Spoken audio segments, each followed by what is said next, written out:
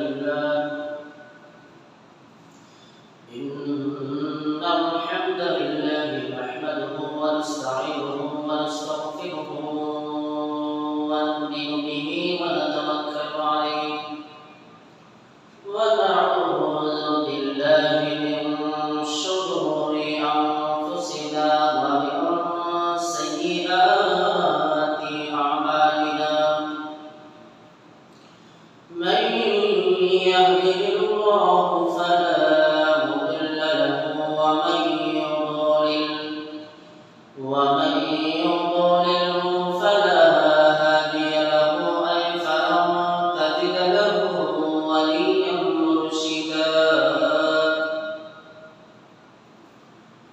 ونشهد أن لا إله إلا الله وحده لا شريك له ونشهد أن سيدنا وسندنا وحبيبنا وطبيبنا وطبيب أرواحنا محمدا عبد الله ورسوله أرسله بالحق بشيرا ونذيرا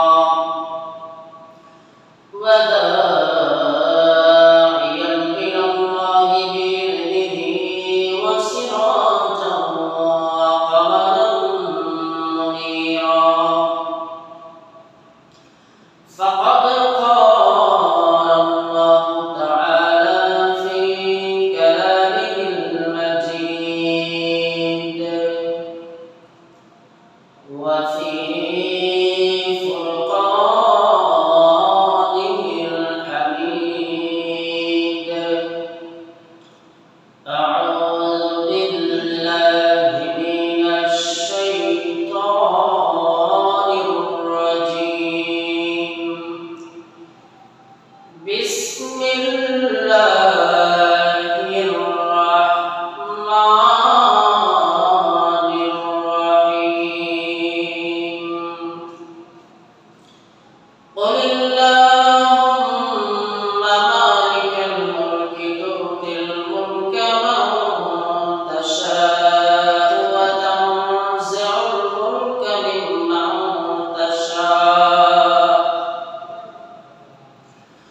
وتعز من تشاء وتذل من تشاء بيدك الخير إنك على كل شيء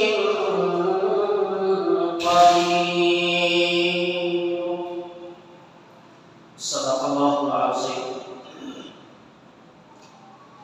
وقال تعالى في شأن حبيبه آمنا ومخبرا إن الله وملائكته يصلون على النبي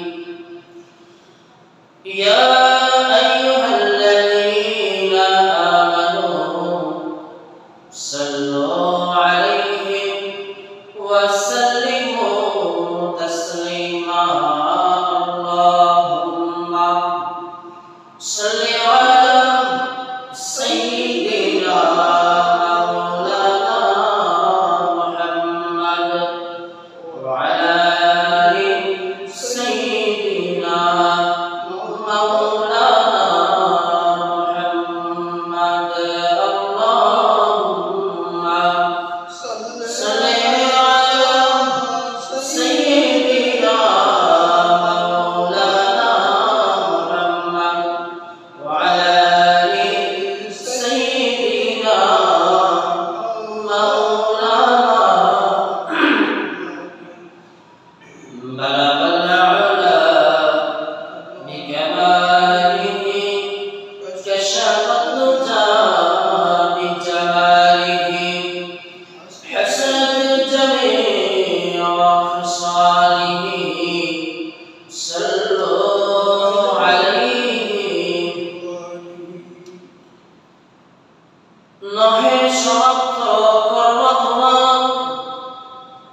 অবসরে কোথা বিশ্রামের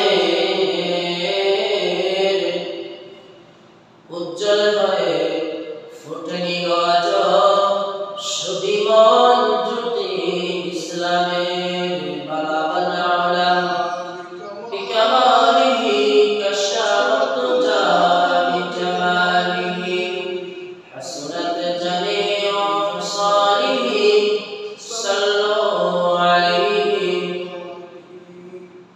اللهم صل وسلم وبارك عليه سبحانك لا علم لنا الا ما علمتنا انك انت العليم الحكيم ربي زدني علما ربي اشرح لي صدري ويسر لي امري واحلل عقدة من لساني يفقهوا قولي الله رب العالمين شكر لك যে মহান খালিক ও মালিক আল্লাহ সুবহানাহু ওয়া তাআলা সফর মাসের প্রথম জুমা যে মহান মালিক আমাদেরকে তার দূরে আসার মতো বসার মতো তৌফিক দিয়েছেন মনিবের দরবারে শুকরিয়া আদায় করছি আলহামদুলিল্লাহ দুরূদ ও সালাম প্রেরণ করি মানবতার মুক্তির দিশারি বিশ্ববাজার মহান শিক্ষক জনাব মুহাম্মদ রাসূলুল্লাহ সাল্লাল্লাহু আলাইহি ওয়াসাল্লাম সম্মানিত হাজিরিন আমরা আরবি চন্দ্র মাসের দ্বিতীয় মাস সফর মাসে আমরা পদার্পণ করেছি আল্লাহ রাব্বুল আলামিনের কাছে তৌফিক কামনা করি আমরা যে আমাদের প্রত্যেকটা মুহূর্ত যেন আল্লাহ রাব্বুল আলামিন তার গোলামীর মাধ্যমে কাটিয়ে দেন এবং আল্লাহ রাব্বুল আলামিনের সকল নাফরমানি থেকে আল্লাহ যেন নিজ জিম্মায় আমাদেরকে হেফাজতে রাখেন এই কামনাটা আমরা আল্লাহর কাছে জানাই পাশাপাশি আমরা আলোচনা করবো ইনশাআল্লাহ কোরআনুল কারীমের 3 নম্বর সূরা সূরাতুল আলি ইমরান এর 26 নম্বর আয়াতের আলোকে আমরা কথা বলবো ইনশাআল্লাহ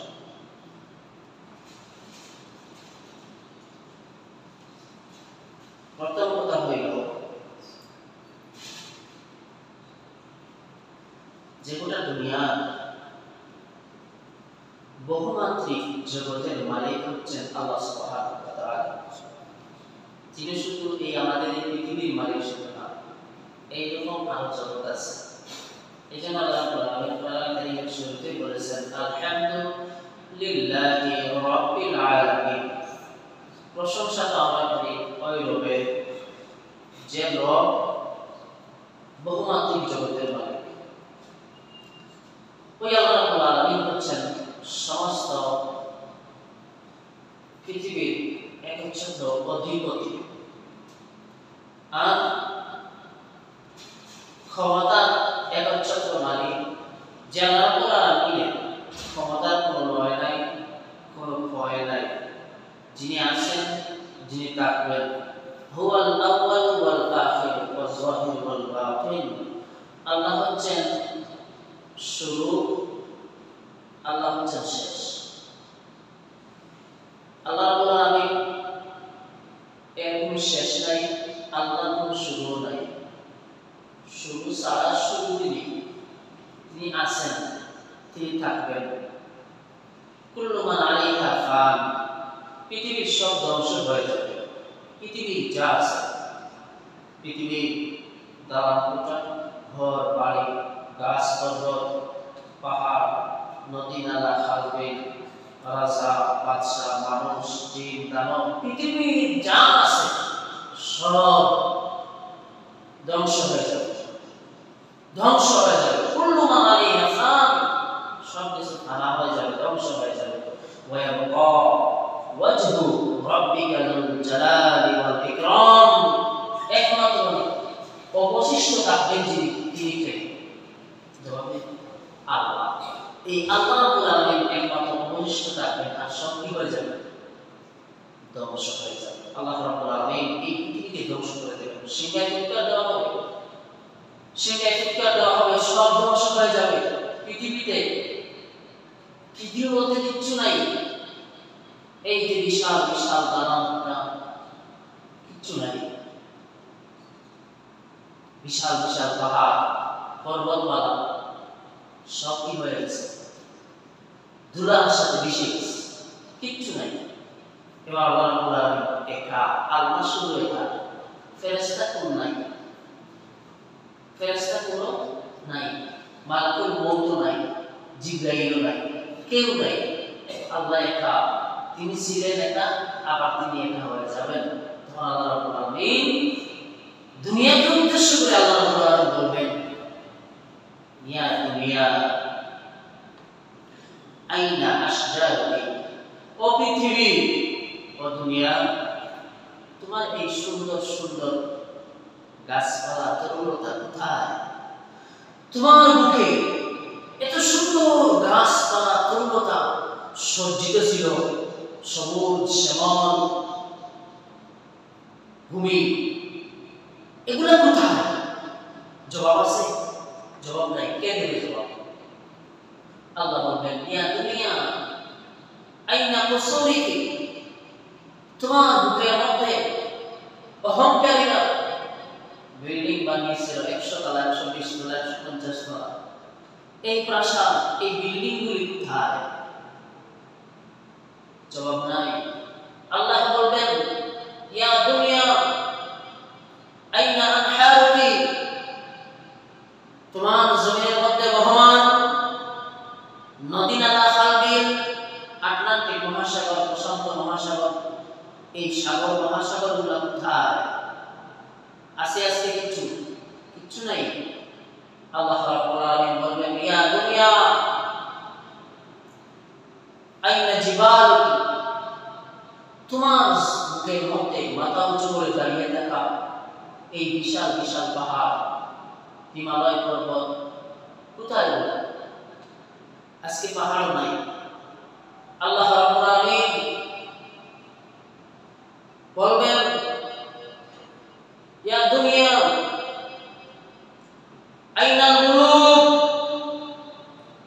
কোথায় আজকে রাজা বাদশা,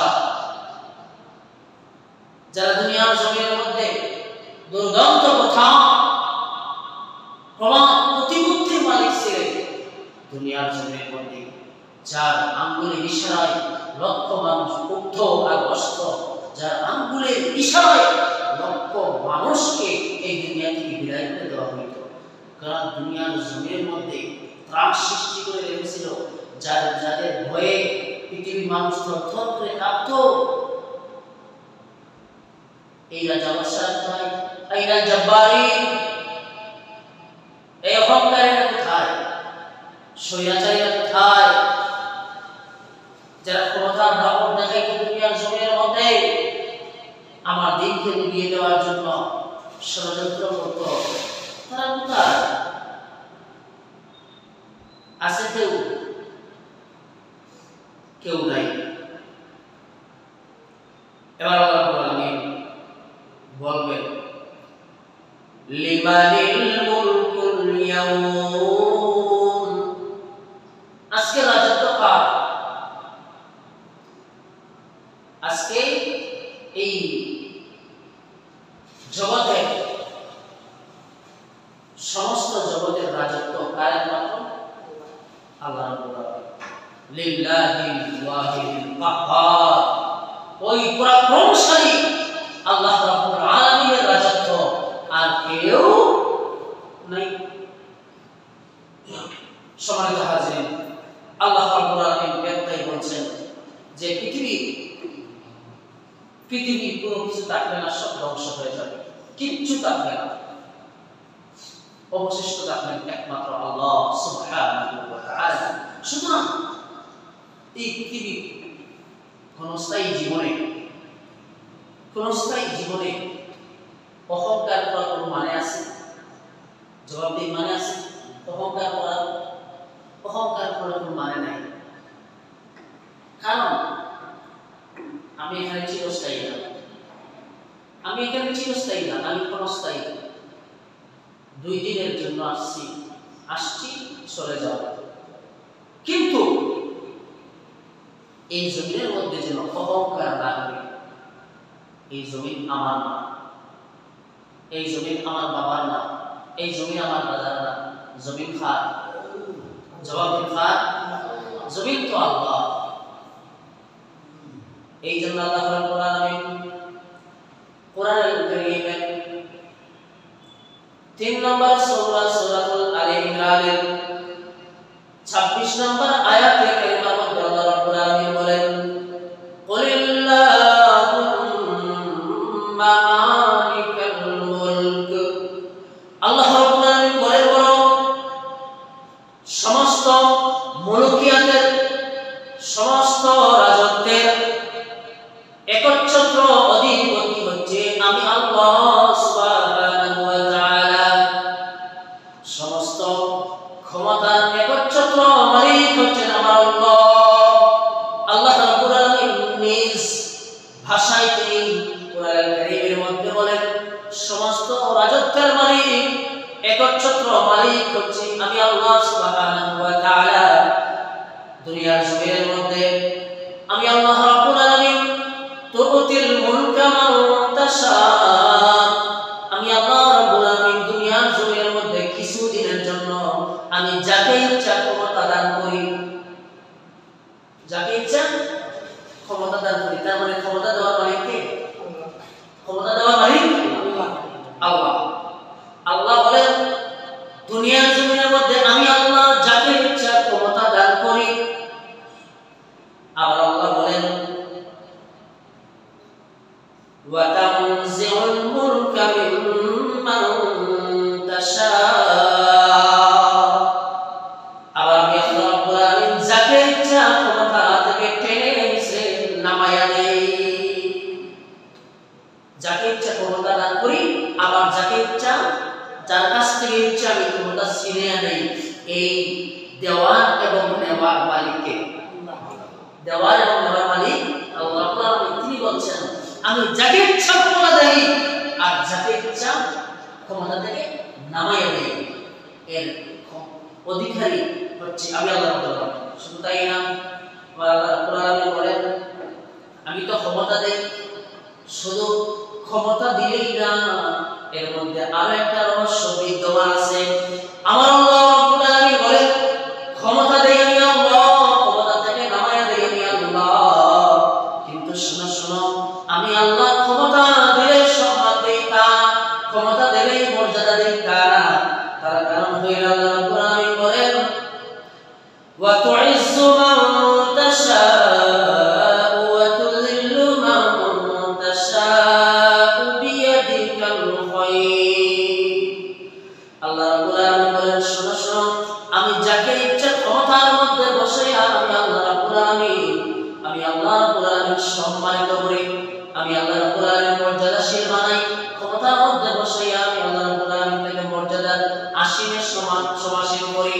যেমন ক্ষমতার মধ্যে বসাইয়া আল্লাহ রাব্বুল আলামিন তার নেককার বান্দাদেরকে, সালেহ বান্দাদেরকে সম্মানিত করেছিলেন। আমিরুল মুমিনিন হযরত ওমর রাদিয়াল্লাহু তাআলা আনহু, তাকে চিনত পৃথিবীর জমিনের মধ্যে একজন রাখাল মানুষ, তাকে চিনত, কেউ তাকে চিনত না। কিন্তু কোরআনের সংস্পর্শে আসার পরে আল্লাহ রাব্বুল আলামিন তাকে মর্যাদা দিলেন। শুধু তাই না, আল্লাহ রাব্বুল আলামিন ওমর রাদিয়াল্লাহু তাআলা আনহুকে ক্ষমতা দান করলেন। আর ক্ষমতা পাইয়া ওমর রাদিয়াল্লাহু তাআলা আনহু যখন আল্লাহ রাব্বুল আলামিনের শুকরিয়া আদায় করলেন, আল্লাহর বিধান মতো যখন চললেন, দেশ চালাইলেন, আল্লাহ সুবহানাহু ওয়া তাআলা ওই ওমরের হাতে অর্ধ পৃথিবী তুলে দিয়েছিলেন। সুবহানাল্লাহ। আজও পৃথিবীর মানুষ শাসক হিসাবে ওমর রাদিয়াল্লাহু তাআলা আনহুকে স্মরণ করে সম্মানের সাথে, ঠিক না ভাই? ওমর রাদিয়াল্লাহু তাআলা আনহুকে সম্মানের সাথে স্মরণ করে। কেন? ভারতের ইন্দিরা গান্ধী মুসলমান না হিন্দু? মুসলমান না হিন্দু? জবাব দিন না, ছিলেন না। ওই ব্যক্তি বলছে আজকের এই অশান্ত পৃথিবীতে যদি শান্ত করতে হয়, ওমরের মতো শাসক প্রয়োজন। সুবহানাল্লাহ। কেমন শাসক ছিল ওমর? এই জন্য আল্লাহ রাব্বুল আলামিন কথাই বলছেন আমি আল্লাহ রাব্বুল আলামিন ক্ষমতার মধ্যে বসে কাউকে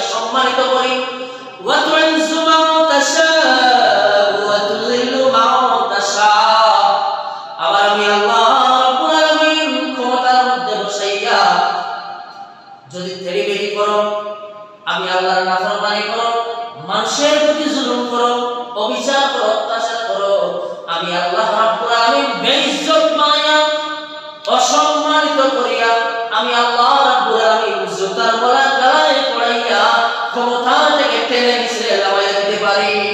সুবহানাল্লাহ। এটা বাস্তব না অবাস্তব? জবাব দেন। গোটা পৃথিবীর মধ্যে ত্রাস সৃষ্টিকারী লক্ষ লক্ষ মুসলমান হত্যাকারী বুশ আমেরিকার প্রেসিডেন্ট যখন ছিল, কত মানুষ হত্যা করেছে তার বিষয়ে। ওই বুশ যখন বেয়াদবি করলো, আল্লাহ রাব্বুল আলামিন দেখাইয়া দিলেন যে আমি আল্লাহ ক্ষমতার চেয়ারে বসে সম্মানও দিতে পারি, আবার বেইজ্জতও করতে পারি। আল্লাহ রাব্বুল আলামিন ওই বুশকে জুতার বাড়ি খাওয়াইয়া ক্ষমতা থেকে লাগাইয়া দিয়েছে। ঠিক না? খাইছে না বাড়ি? মারছে না? একটা মুসলমান সাংবাদিক জুতার পিটা দিছে। তো আল্লাহ রাব্বুল আলামিন কথাই বলছেন, পৃথিবীতে ক্ষমতা দেওয়ার মালিক আল্লাহ, ক্ষমতা ছিনিয়ে দেওয়ার মালিক আল্লাহ। আবার ক্ষমতার চেয়ারে বসে আমি আল্লাহ সম্মানিত করি, আবার ওই ক্ষমতা দিয়া আবার আমি আল্লাহ রাব্বুল আলামিন অপমানিত করতে পারি। ক্ষমতা দেই কেন? আল্লাহ বলেন লিয়াবলুয়াকুম কাইফা তা'মালুন। আমি আল্লাহ রাব্বুল আলামিন ক্ষমতা দিয়া দেখি, তাকায়া দেখি যে ক্ষমতা পাইয়া কেমন আচরণ করো, আমি আল্লাহ রাব্বুল আলামিন এটা তাকায়া দেখি। এই জন্য পৃথিবীর জমিনের মধ্যে আল্লাহ সুবহানাহু ওয়া তাআলা তিনি এই দুনিয়ার জমিনের মধ্যে মানুষকে ক্ষমতা দেন, প্রভাব প্রতিপত্তি দেন, টাকা পয়সার মালিক বানান, ক্ষমতার মালিক বানান। এগুলো কেন দেন বলেন? আল্লাহ পরীক্ষার জন্য। আল্লাহ দেখতে চান যে এসব পাইয়া তুমি কি আমল করো, কি ব্যবহার করো, এটা দেখার জন্য আল্লাহ রাব্বুল আলামিন এগুলো দেন। এজন্য আমরা দেখতে পাই পৃথিবীর জমিনের মধ্যে কত অহংকারী স্বৈরাচারী আবির্ভাব ঘটেছিল এই পৃথিবীতে। যখন ওই বেয়াদবি করলো, আল্লাহ রাব্বুল আলামিন 9 বছরের রাজাকে 10 বছরের সাজা লাগাই দিয়েছেন। দেন নাই? পৃথিবীর জমিনের মধ্যে এই ইতিহাস বিদ্যমান আছে। আল্লাহ রাব্বুল আলামিন পৃথিবীর স্বৈরাচারীদেরকে ফেরাউনকে ক্ষমতা দিয়েছিলেন, কিন্তু যখন বেয়াদবি করলো তখন চুবারি দিয়েছিলেন কিনা? চুবারি দিয়েছেন না? আল্লাহ রাব্বুল আলামিন নমরুদকেও ক্ষমতা দিলেন, যখন বেয়াদবি করলো আল্লাহ রাব্বুল আলামিন জুতার বাড়ি দিয়া দুনিয়া থেকে বিদায় করে দিলেন। আল্লাহ রাব্বুল আলামিন ক্ষমতা দিলেন, প্রভাব প্রতিপত্তি, টাকা পয়সার মালিক বানাইলেন কারুনকে। ওই কারণের উদাহরণ আল্লাহ রাব্বুল আলামিন কুরআনুল কারীমের মধ্যে কোট করে রেখে দিয়েছেন। পৃথিবীর প্রত্যেকটা মানুষের জন্য শিক্ষা হিসেবে আল্লাহ রাব্বুল আলামিন রেখে দিয়েছেন।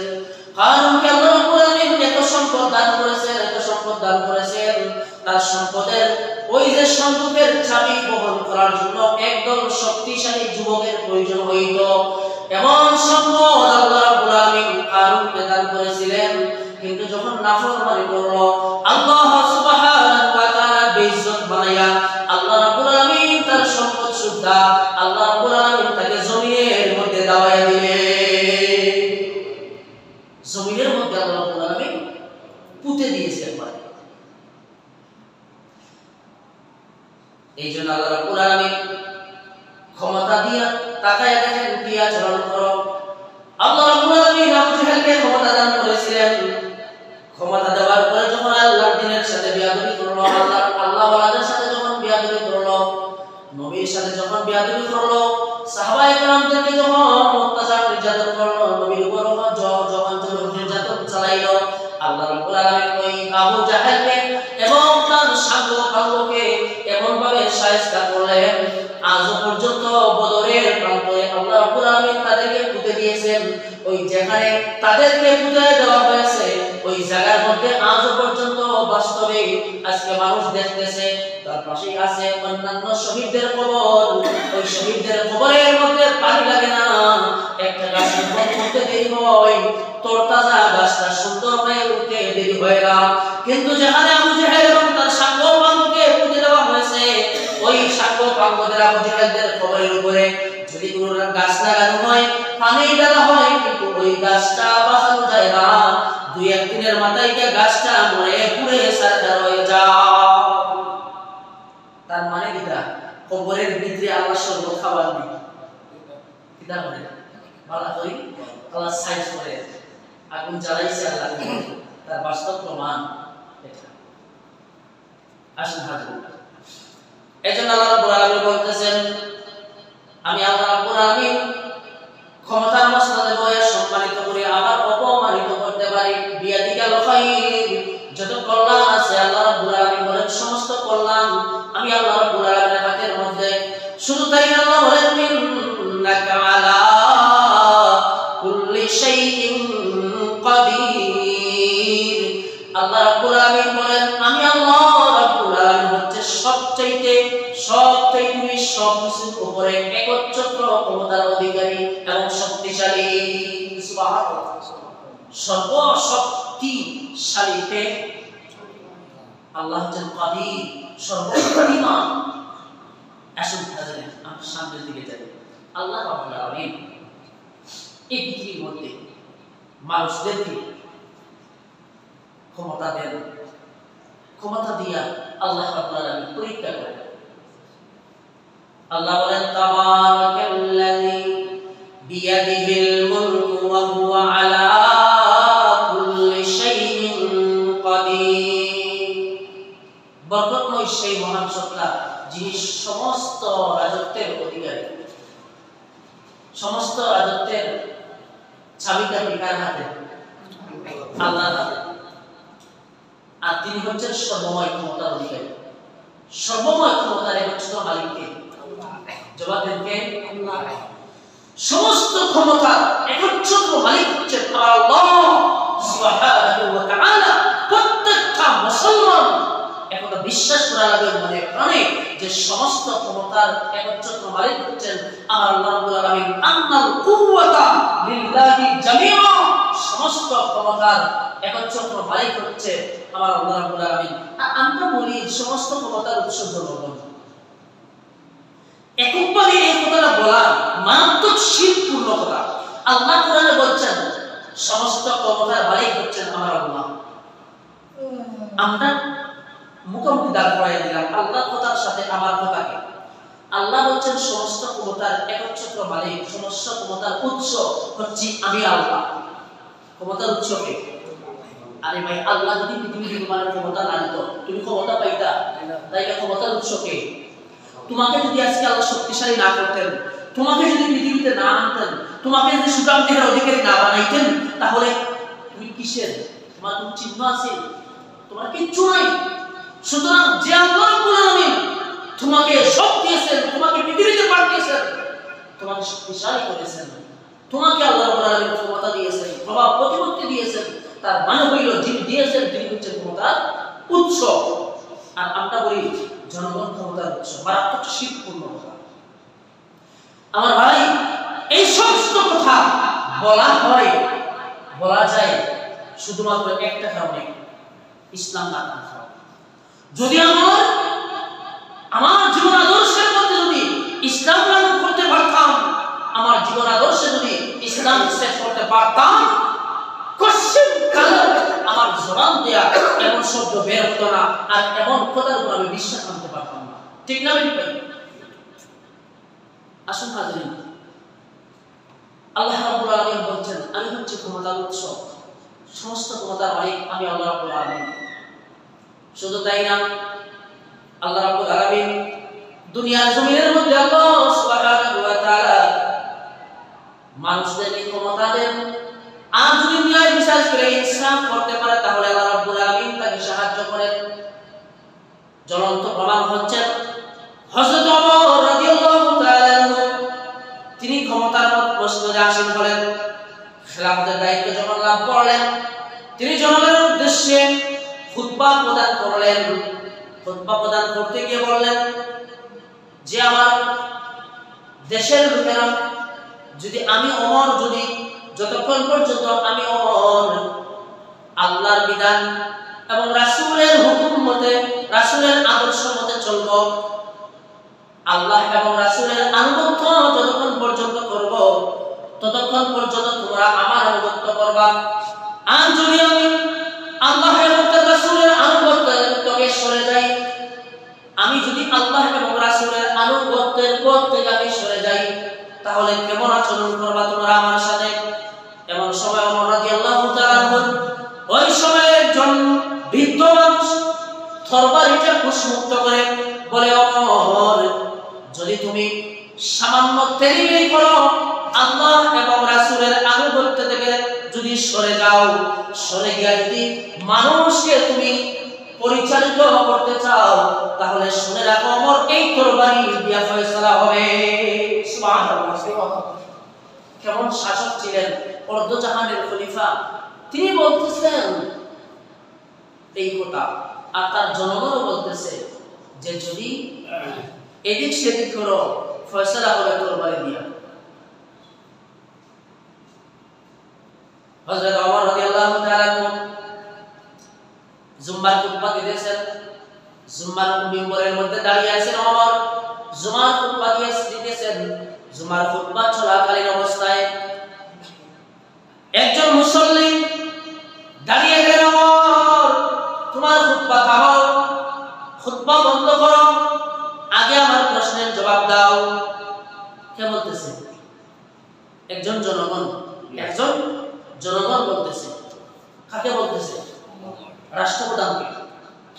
জনগণ বলতেছে রাষ্ট্রপ্রধানকে, তোমার খুতবা বন্ধ করো, আগে আমার প্রশ্নের জবাব দাও।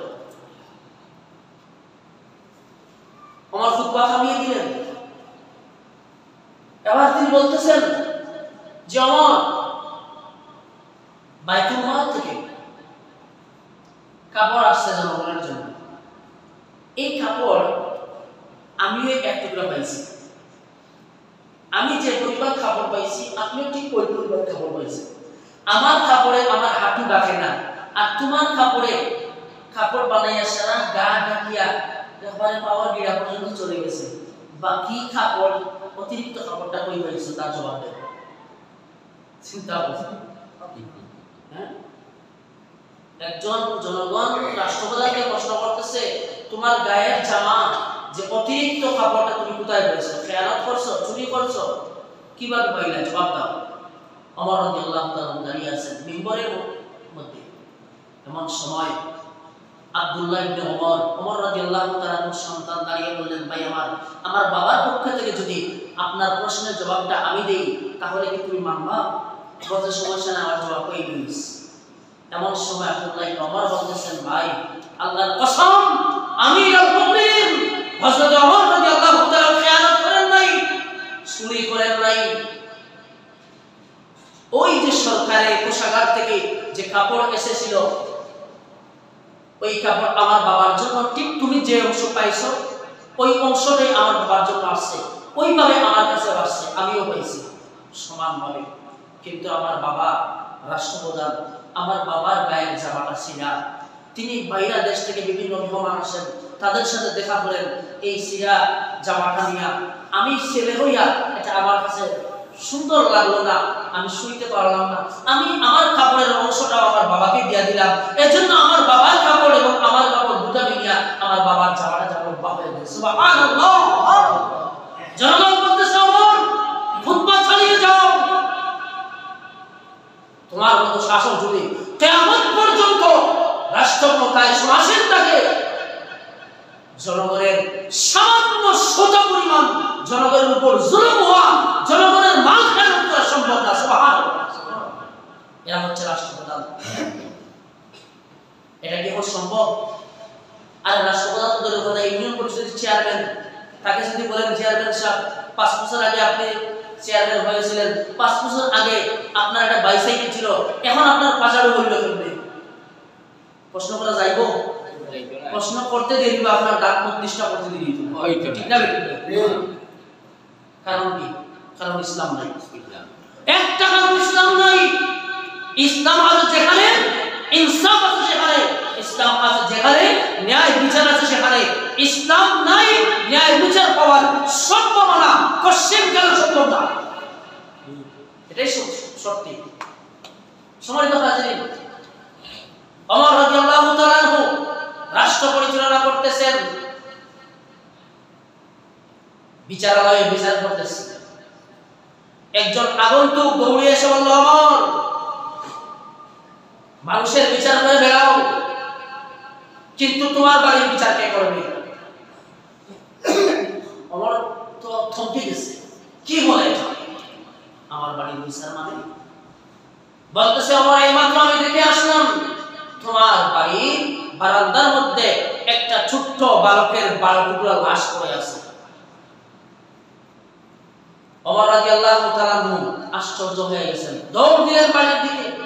গিয়া দেখেন ঠিকই তো, ওমরের বারান্দায় একটা বালকের 12 টুকরা লাশ পড়ে আছে। ওমর রাদিয়াল্লাহু তাআলা চিন্তায় পড়ে গেলেন, কে করলো এই হত্যাটা? কে করলো? কে আমার বাড়িটার মধ্যে এই শিশুকে হত্যা করে রেখে গেল? তন্ন তন্ন করে খোঁজা শুরু করলেন, পাইলেন না। তদন্ত কমিটি গঠন করলেন, তাদেরকে দায়িত্ব দিলেন, তারা খুঁজে বেড়াইল, সারা দেশের মধ্যে খোঁজ খবর রইল, কিন্তু এই সন্তানের হত্যাকারীকে খুঁজে পাওয়া গেল না। তদন্ত কমিটি যারা ছিল গোয়েন্দা, তারা এসে বলছে, ওমর, আমরা ব্যর্থ, আমরা এখনো পাই নাই। হযরত ওমর আমিরুল মুমিনিন ওমর রাদিয়াল্লাহু তাআলা রাতে বেলা সিজদার মধ্যে পড়ে গেলেন। সিজদার মধ্যে পড়িয়া আমিরুল মুমিনিন ওমর রাদিয়াল্লাহু তাআলা তার রবের কাছে বলতেছে, আল্লাহ, আমি জানি মানুষের চেষ্টা প্রচেষ্টা যেখানে ব্যর্থ হয়, তুমি আল্লাহর সাহায্য সেখান থেকে শুরু হয়ে যায়। ও আমার মালিক, আমার বান্দার মধ্যে যেই ছোট্ট বালকের 12 টুকরা লাশ পড়ে আছে, আল্লাহ, তার হত্যাকারীকে আমি তো এখনো বার করতে পারলাম না।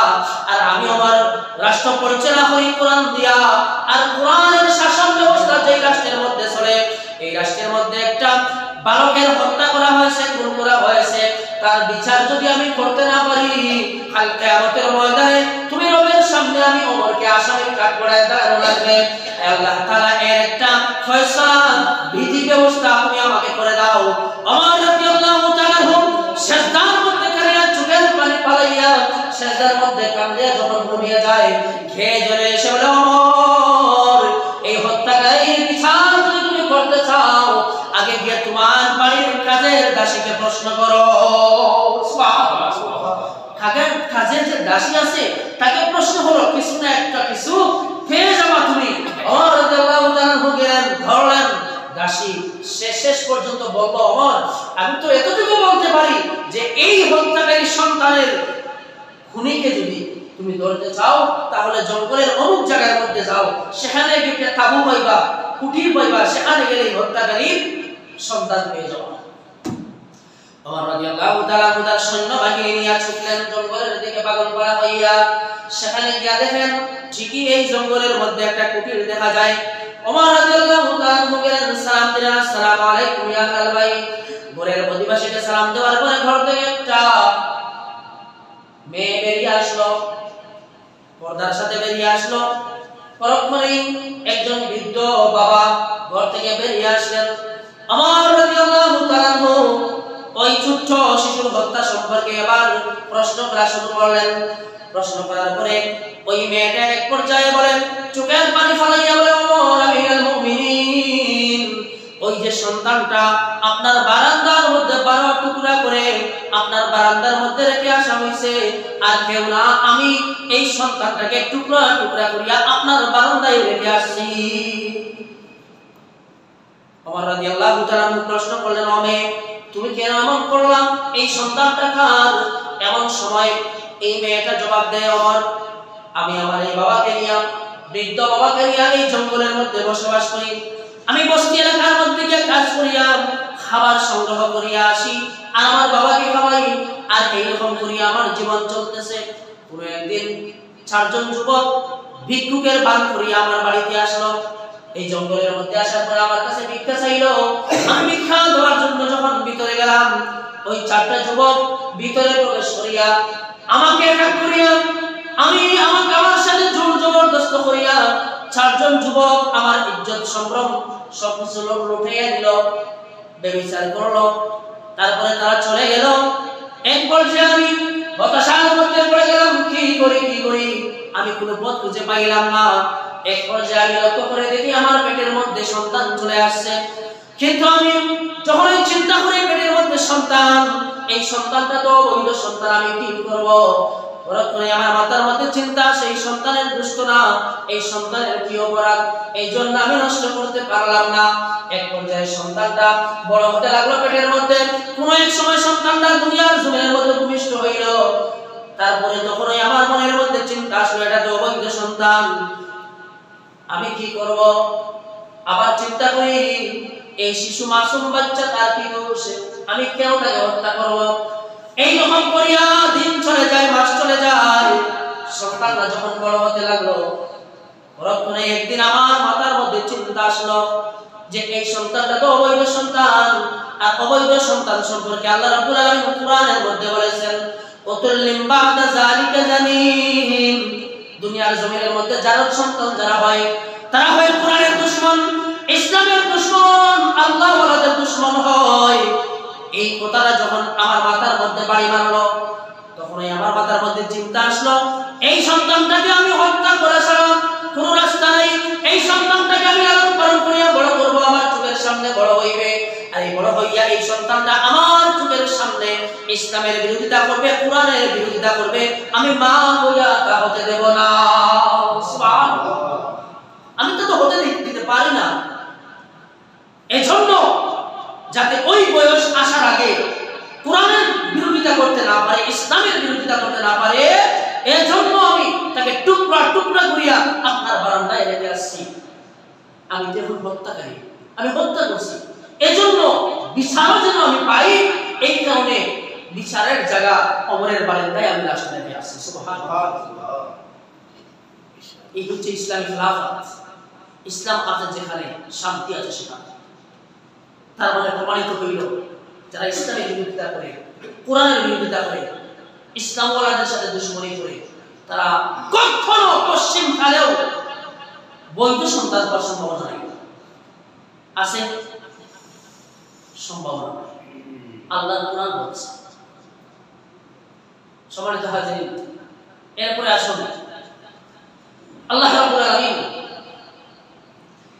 এই দুনিয়ার জমিনের মধ্যে মানুষকে ক্ষমতা দান করেন, আবার ক্ষমতা দান করেন এজন্য যে তার আমল দেখার জন্য। কি করে ক্ষমতা পাইয়া যারা এই পৃথিবীর মধ্যে ক্ষমতা পাই মানুষের উপর অত্যাচার করে, জুলুম করে, পৃথিবীতে থাকতে পারে না। ইরানের বিপ্লব যখন শুরু হইল, রেজা শাহ পাহলভি ক্ষমতার মধ্যে ছিল। ক্ষমতার মধ্যে গিয়া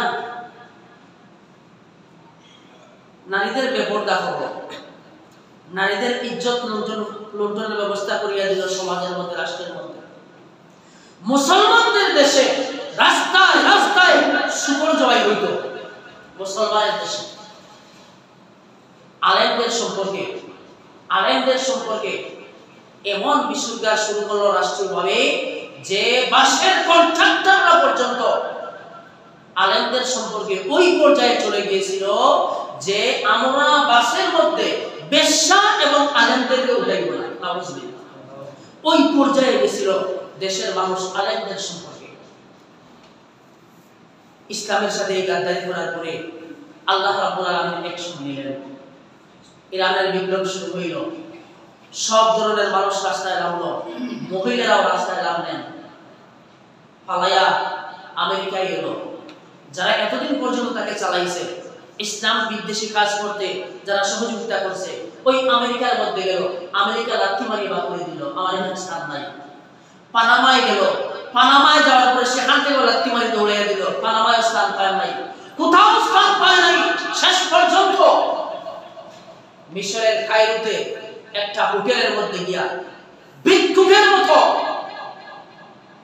লাঞ্ছনা গঞ্জনার সাথে এই দুনিয়া থেকে বিদায় নিচ্ছে। কারণ কি? একটা মাত্র কারণ, মানুষের উপর জুলুম আল্লাহ সহ্য করতে পারেন না। মানুষের উপর জুলুম করলে আল্লাহ রাব্বুল আলামিন ক্ষমতা থেকে লাঠি নামাইয়া দেয়, এর পরিণাম ভালো হয় না। এই জন্য আল্লাহ বলতেছেন দুনিয়ার জমিনের মধ্যে যে যাকে অনুসরণ করবা, যে যাকে অনুসরণ করবা দুনিয়ার জমিনের মধ্যে তার সাথে তোমার হাসর হবে। আল্লাহ সুবহানাহু ওয়া তাআলা দুনিয়ার মানুষকে হাসরের ময়দানে উঠাবেন। আল্লাহ রাব্বুল আলামিন সেই কথা সূরাতুল বনী ইসরাঈলের ৭১ নম্বর আয়াতের মধ্যে আল্লাহ রাব্বুল আলামিন বলে দিলেন, ইয়াউমা নাদউ কুল্লা উনাসিন বিইমামিহিম। দুনিয়ার জমিনের মধ্যে মানুষেরা শোনো শোনো, কিয়ামতের ময়দানে আমি আল্লাহ সুবহানাহু ওয়া তাআলা দুনিয়ার প্রত্যেকটা মানুষকে তার নেতা সহকারে উঠাইব। জবাব দেন, এই যে কথাটা আমার না আল্লাহ? আল্লাহ বলছেন প্রত্যেকটা মানুষকে তার নেতা সহকারে কিয়ামতের দিন উঠাবো। যে যার প্রমাণ অনুসরণ করছে, যার যার পিছনে চলছে, যে যার অনুসরণ করছে, ওই নেতা সহ আমি কিয়ামতের ময়দানে আমি আল্লাহর সামনে দাঁড় করাবো। সুবহানাল্লাহ। এখন বলেন আপনি কার অনুসরণ করতেছেন? আপনার নেতা যার অনুসরণ আপনি করতেছেন তার চেহারা দেখার পরে যদি আল্লাহর রাগ উঠে যায়, গুসা উঠে যায়, আপনার তো খবর নেই। আপনার নেতা এক নম্বর বেবিচারী, মদকুর, গাঞ্জাকুর, জুয়াকুর, সুদ, ঘুষ, দুর্নীতি, হত্যা, লুণ্ঠন সব কিছুর সাথে জড়িত। এমন কোনো কাজ নাই যে কাজ সে করে নাই, তার কাজ থেকে শয়তানও পর্যন্ত শরম পায়। এমন চরিত্র আপনার নেতার। এখন বলেন এই নেতার যদি অনুসরণ করিয়া কিয়ামতের ময়দানে নেতা সহকারে আল্লাহর দরবারে দাঁড়ান, আপনার অবস্থা কি হবে? ভয় আছে? আপনার ভয় নেই। কোন নেতার অনুসরণ করো? এই কারণে ভাই অনুসরণ করা দুনিয়ার জমিনের মধ্যে এটা স্বাভাবিক ব্যাপার না। আমরা আলেমরা এমনি বলি না আপনার দুশমন তো আমি না। কি কেন? আমি কি চাই আপনি জাহান্নামে যান? না, আমি চাই সবাই জান্নাতে যান। আমি যে কথা বলতেছি এটা আমার স্বার্থে বলতেছি না, আপনার জন্য বলছি। এই অনুসরণের ব্যাপারটা আখিরাতের সাথে জড়িত মিয়া। আজকে যারা অনুসরণ করতেছো সামান্য কিছু টাকার জন্য, পদ পদবীর জন্য, কন্ট্রাক্টরি পাওয়ার জন্য, টেন্ডার পাওয়ার জন্য আজকে যার নামে স্লোগান দাও রাজপথে গিয়া, আমার নেতার চরিত্র ফুলের মতো পবিত্র, নামাজ পড়ে না, এক ওয়াক্ত শয়তানের ভক্ত, ওই নেতা তুমি স্লোগান দাও রাজপথে গিয়া, অথচ রাত্রে বেলায় জ্ঞান হয় তোমার নেতার দিনের চরিত্র দিনের বেলায় এক, রাত্রে বেলায় অন্যরকম। ওই নেতার পিছনে চলিয়া নেতার নামে স্লোগান দাও, সামান্য দুনিয়ার কিছু টাকা পয়সা পাওয়ার লোভে তোমার যে কি পরিণাম হবে কাল কিয়ামতের ময়দানে আল্লাহই ভালো জানেন। এজন্য এখনো সময় আছে। অসৎ নেতৃত্বের অনুসরণ বন্ধ করুন। সৎ নেতৃত্ব সমাজের মধ্যে কায়েম করার চেষ্টা করেন। সৎ মানুষের অনুসরণ করুন, তাহলেই আপনার জন্য মুক্তির একটা পথ হতে পারে। সম্মানিত হাজিরিন, বলছিলাম যে আল্লাহ রাব্বুল আলামিন দুনিয়ার জমিনে মানুষদেরকে পাঠিয়েছেন। মানুষরা দুনিয়ার জমিনের মধ্যে ক্ষমতা, প্রভাব, প্রতিপত্তি যাই লাভ করে সব আল্লাহ দেন। আর আল্লাহ তাকিয়ে দেখেন তার আমলের দিকে, কি আমল করে সে। আর যদি বেয়াদবি করে আল্লাহ রাব্বুল আলামিন অপমানিত করে ক্ষমতা থেকে লামায় হতে পারে। সম্মানিত হাজিরিন, আসুন আমরা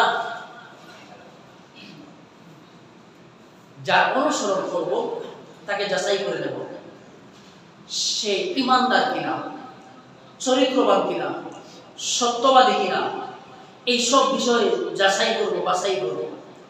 তারপরে একজন ব্যক্তি অনুসরণ করব। যাকে সাপোর্ট করতেছি তার সাপোর্ট করার কারণে তার প্রত্যেকটা গুনার ভাগীদার কিন্তু আমি হচ্ছি, এটা মনে রাখবেন। আপনি হচ্ছেন তার গুনার ভাগীদার। এজন্য আসুন আমরা বাংলার এই জমিনের মধ্যে বসবাস করি। আজকে বাংলাদেশের নতুন একটা রূপ আমাদের সামনে চলে আসছে। বাংলাদেশের নতুন একটা রূপ আমরা এখন দেখতে পাচ্ছি। সুতরাং আমরা এই দেশটাকে নতুন ভাবে দেখতে চাই। যারাই ক্ষমতায় আছেন অথবা আসবেন, আমরা এই দেশের মধ্যে একটা নতুন বাংলাদেশ দেখতে চাই, যে বাংলাদেশের মধ্যে থাকবে না অবিচার, অনাচার, দুর্নীতি, জুলুম, নির্যাতন, হত্যা, লুণ্ঠন, রাহাজানি, জিনা, ব্যভিচার থাকবে না, এমন একটা বাংলাদেশ আমরা দেখতে চাই। আপনারা চান কি না ভাই? আমরা এমন একটা বাংলাদেশ দেখতে চাই যে বাংলাদেশের মধ্যে অবিচার থাকবে না, জুলুম থাকবে না, মানুষের হক নষ্ট করা হবে না, এমন একটা বাংলাদেশ আমরা দেখতে চাই। এই বাংলাদেশের জন্য আমাদের প্রয়োজন সৎ, যোগ্য, দক্ষ এবং দেশপ্রেমিক নেতা, যাদের মাধ্যমে এই দেশের মধ্যে ইনসাফ প্রতিষ্ঠিত হওয়া সম্ভব, এমন মানুষ প্রয়োজন। এজন্য এই মানুষগুলা যদি আমরা এই দেশের মধ্যে পেয়ে যাই নেতৃত্বে, তাহলে এই দেশের মধ্যে কেবল শান্তি আসা সম্ভব, জুলুম নির্যাতন দূরীভূত হওয়া সম্ভব। তাছাড়া পশ্চিম কালেও এই জমিনের মধ্যে শান্তি আসা সম্ভব না। আপনারা চান কিনা ভাই? যদি চান তাহলে ভাই একটা রাস্তা, সমাজতন্ত্র দিয়া, পুঁজিবাদী দিয়া, লেনিন, কার্ল মার্কস, মাও সেতুং ইত্যাদি নেতাদের মতাদর্শ দিয়া আপনি যদি চান এই জমিনের মধ্যে শান্তি আনতে, আপনার ধারণা ভুল। পশ্চিম কালেও আপনি শান্তি আনতে পারবেন না, কারণ পৃথিবী দেখেছে যারা এই শান্তির জন্য মানুষের তৈরি মতবাদ নিয়ে মানুষের কাছে এসেছে শান্তি দেওয়ার জন্য, শান্তি দিতে পারে না এই ক্ষতি ছাড়া। ঠিক না বেটি? এই জন্য একটা বাকি আছে ইসলাম। ইসলাম যদি আসে তাহলে কেবলমাত্র শান্তি আসা সম্ভব, তাছাড়া আর কোনো রাস্তা নাই ভাই, একমাত্র ইসলাম। তারপরে আসুন, শেষ কথা হইল, বর্তমানে বাংলাদেশের এই প্রেক্ষাপটে অনেকেই মানুষের উপর আক্রমণ করতেছেন, মানুষের ঘর বাড়িতে আগুন দিতেছেন, সংখ্যালঘুদের মন্দির ভাঙতেছেন, এইরকম অপকর্মের সাথে জড়িয়ে আছেন কিছু মানুষ। আমি এই জুমার খুতবায় বসে হলফ করে বলতে পারি, কোন টুপিওয়ালা দাড়িওয়ালা যারা ইসলাম অনুসরণ করে তারা এই কাজ করতে পারে না। কেবলমাত্র সাবধান দেশি মহল যারা ইসলামকে বদনাম করার জন্য আন্তর্জাতিক বিশ্বে বাংলাদেশকে একটা সন্ত্রাসী জঙ্গি রাষ্ট্র হিসাবে পরিচালিত করার জন্য, তুলে ধরার জন্য তারা এই অপকর্মগুলা করে বেড়াইতেছে। ঠিক না বেঠিক ভাই? এজন্য খবরদার, যারা এই কাজে জড়িত আছে বন্ধ করে দিন। হিন্দু ভাইদেরকে বলবো, মন্দির পাহারা দিতে, ইসলাম ওয়ালারা মন্দির পাহারা দিতেছে বাংলাদেশে। যদি কখনো কোথাও এমন দুর্বৃত্তের লাগাম পান, তাহলে ধরুন, গণপিটাই দিয়া প্রশাসনের হস্তগত করুন। ইসলাম ওয়ালা এই কাজ করতে পারে না। ইসলাম সবচেয়ে বেশি অন্য ধর্মের প্রতি সম্মান দিয়েছে। সাম্প্রদায়িক সম্প্রীতি ইসলাম শিখায়, আর কেউ করতে পারে না। তারা মুখ দিয়ে বলতে পারে সাম্প্রদায়িক সম্প্রীতির কথা, অথচ তারাই সবচেয়ে বেশি সাম্প্রদায়িকতা ধ্বংস করে। এজন্য আসুন, এই কাজগুলো যারা করতেছে তাদেরকে বিরত থাকার আহ্বান জানাই। পাশাপাশি ভিন্ন ধর্মের যারা আছে বাংলাদেশে, তারা যাতে শান্তি নিরাপত্তার সাথে এই জমিনে বসবাস করতে পারে, এই বিধান নিশ্চিত করার দায়িত্ব আমরা মুসলমানদের। আমরা এটা করব। এখনই দেখেন না ভাই, আমাদের পরম বন্ধু যারা এখনই শুরু করে দিয়েছে মিডিয়ার মধ্যে বাংলাদেশে মৌলবাদের উত্থান ঘটেছে। দেখছেন অবস্থা, বাংলাদেশে মৌলবাদের উত্থান ঘটেছে, এখনই স্লোগান শুরু করে দিয়েছে। তার মানে কি চায় তারা? কারা করতেছে এই কাজ বুঝতে আর বাকি নাই। এজন্য খবরদার, এই কাজ যেন আমরা না করি। আল্লাহ রাব্বুল আলামিন যেন আমাদেরকে তৌফিক দেন। পাশাপাশি এই ছোট্ট বাংলার জমিনটাকে যেন আল্লাহ রাব্বুল আলামিন শান্ত বানায়া দেন। এই জমিনের মধ্যে যেন সৎ যোগ্য নেতৃত্ব আল্লাহ রাব্বুল আলামিন এনে দেন, যে নেতৃত্বের মাধ্যমে এই 56,000 বর্গ মাইলের এই বাংলাদেশটা একটা সুখী সমৃদ্ধশালী শান্তি নিরাপত্তা এবং সাম্প্রদায়িক সম্প্রীতির সাথে আমরা বসবাস করতে পারি এই জমিনের মধ্যে, এমন একটা পরিবেশ যেন আল্লাহ রাব্বুল আলামিন আমাদেরকে এনে দেন। আর এই পরিবেশ আল্লাহ আসমান থেকে নাজিল করবেন না, আমাদের মাধ্যমে আসবে। আমাদের এই যে দৃষ্টিভঙ্গি চেঞ্জ করা লাগবে, আমাদের চিন্তার পরিবর্তন লাগবে। এই চিন্তার পরিবর্তনের মাধ্যমে আমরা সব মানুষগুলোকে বাছাই করে এই সমাজের নেতৃত্বে, রাষ্ট্রের নেতৃত্বে আনা লাগবে ভাই। এই কাজ যদি আমরা করতে পারি আমরা সফল হব, তা না হলে আমরা ব্যর্থ হয়ে যাব ভাই। পাশাপাশি আমার কাছে অনেকেই দোয়া চেয়েছেন বিগত আন্দোলনে যে সমস্ত শিক্ষার্থীরা জীবন দিয়েছেন, শহীদ হয়েছেন, তাদের জন্য দোয়া চাওয়া হয়েছে। আপনারা কি তাদের জন্য দোয়া করতে পারবেন? ইনশাআল্লাহ আমরা তাদের জন্য দোয়া করব, তাদের জন্য আমরা দোয়া করব। এই দুনিয়াতে দেশের জন্য যারা ইতিহাস স্বীকার করেছেন, 52 ভাষা আন্দোলনের ভাষার জন্য, 71 মুক্তি আন্দোলনের মুক্তিযুদ্ধের জন্য যারা জীবন দিয়েছেন, এই 24-এ যারা নতুন বাংলাদেশ আমাদেরকে উপহার দিয়েছেন, তাদের জন্য আমরা দোয়া করব ইনশাআল্লাহ। ওয়া মা তাওফীকি ইল্লা বিল্লাহ, আলাইহি তাওয়াক্কালতু ওয়া ইলাইহি উনীব। সাল্লাল্লাহু আলা সাইয়্যিদিনা মাওলানা মুহাম্মদ ওয়া আলা আলিহি ওয়া আসহাবিহি।